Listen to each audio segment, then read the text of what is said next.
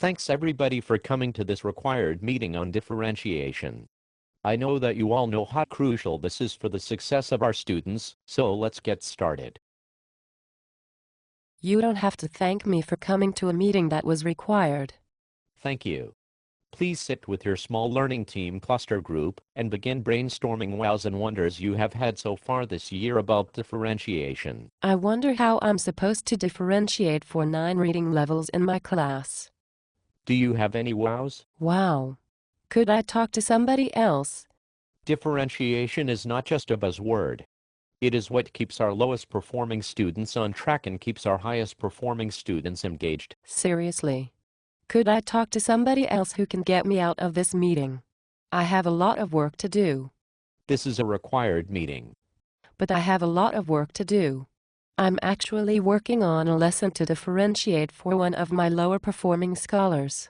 And I had to stop to come here. Because it is required. Yes. Maybe this is a teachable moment. I doubt it. Let's have an impromptu workshop right now.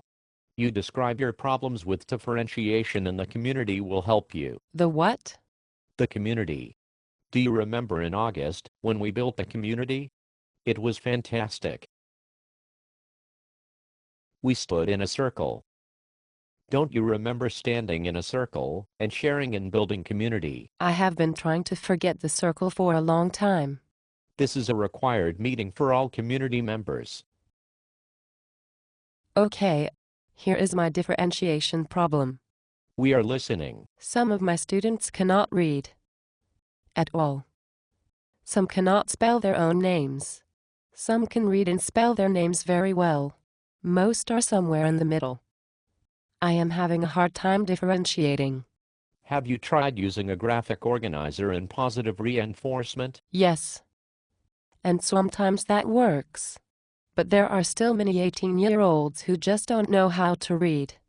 Teachers need to do more to reach all students to ensure success and preparation for college. I will send you a website with resources and strategies for differentiation. I will email it to you. I have other problems. Please go on. One of my students does not have a head. Is that some kind of slang? Are you saying our students are stupid? What do you mean your student does not have a head? I mean that he has shoulders and a neck, but there is no head.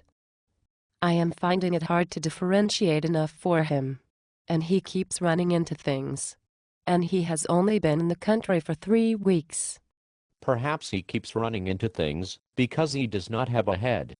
Have you considered that? You need to be more sensitive to where students are coming from. You will need to differentiate instruction. He may be a tactile or kinesthetic learner. I see. Have you referred him to the English Language Learners program? No.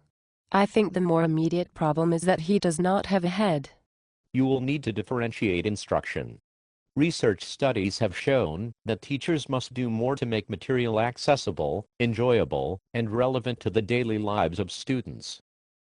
They must also make instruction more rigorous and challenging for students who already do not know what is happening. If teachers would only do these few simple things, students would be able to grow new heads. Wait. Are you saying that if I make my class both easier and more difficult at the same time that my student will grow a new head? Exactly. But don't say easier. Say more accessible. Bullshit. I think you are making this up.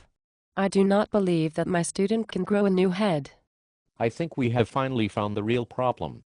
You do not believe in your students. It is a sad day for children.